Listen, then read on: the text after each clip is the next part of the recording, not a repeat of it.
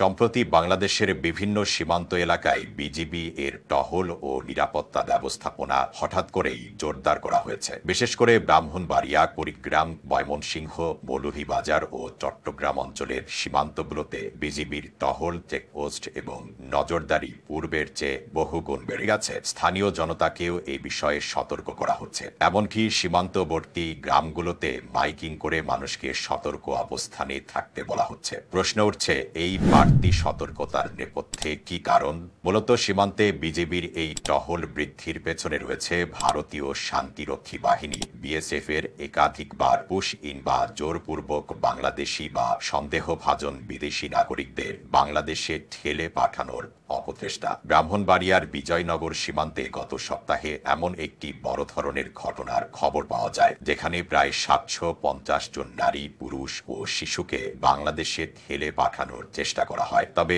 BJP এবং স্থানীয় বাসিন্দারা একযোগে প্রতিরোধ গড়ে তুলে তাদের ফিরিয়ে দেন। এই ঘটনার পরই সীমান্ত জুড়ে বিজেপির তৎপরতা বাড়ানো হয়। বিজেপি কর্তৃপক্ষ জানিয়েছে, ভারতীয় পক্ষ কিছু সংখ্যক বাংলাদেশি নাগরিককে ফেরত পাঠানোর কথা বললেও বাস্তবে তারা অধিকাংশ ক্ষেত্রেই পরিচয় যাচাই না করে জোরপূর্বক ব্যক্তিদের সীমান্ত পেরিয়ে ঢুকিয়ে দেওয়ার চেষ্টা করছে। এতে করে শুধু যে আন্তর্জাতিক আইন লঙ্ঘিত হচ্ছে তা নয়, বরং সীমান্তবর্তী এলাকার নিরাপত্তা হুমকির মুখে পড়েছে। বিজেপি মহাপরিচালক মেজর জেনারেল মোহাম্মদ আশরাফুল ইসলাম এ বিষয়ে বলেন, গত 7 ও 8 মে 2 দিনে ভারতের পক্ষ থেকে 202 জনকে বাংলাদেশে ঠেলে দেওয়ার চেষ্টা করা হয়েছে।